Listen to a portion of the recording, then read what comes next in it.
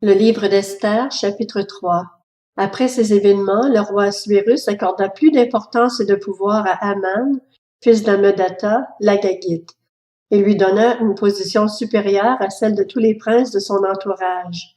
Tous les serviteurs du roi qui se tenaient à la porte du roi pliaient le genou et se prosternaient devant Aman, car cela correspondait aux ordres du roi à son sujet.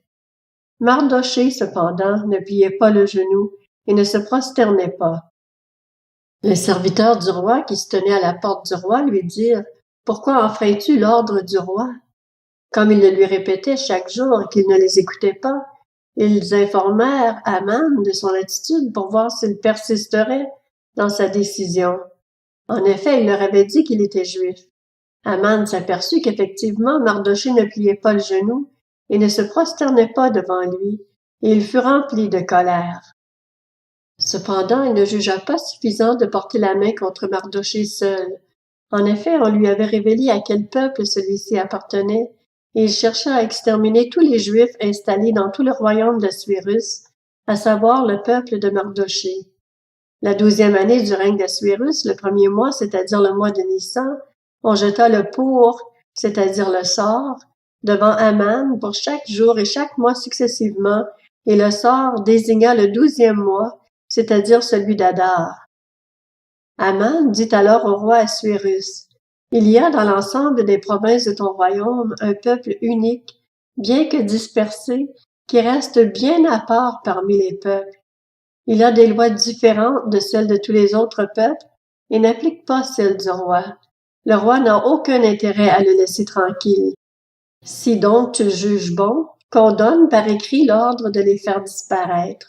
Ce sont 300 tonnes d'argent que je remettrai aux fonctionnaires pour le trésor du roi. » Le roi retira l'anneau de sa main et le donna à Aman, fils d'Hammedatha l'Agagite, qui était l'adversaire des Juifs, et il lui dit, « L'argent et ce peuple sont à ta disposition.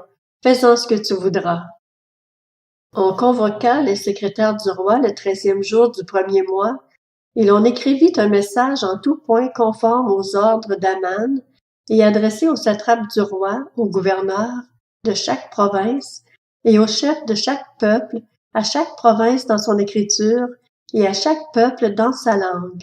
Le message fut écrit au nom du roi Assuérus et l'on y apposa l'empreinte du roi.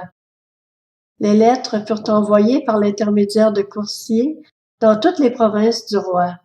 Elle disait qu'il fallait en un seul jour, le 13e du 12e mois, c'est-à-dire le mois d'Adar, exterminer, massacrer et supprimer tous les Juifs, jeunes et vieux, petits-enfants et femmes, et procéder au pillage de leurs biens.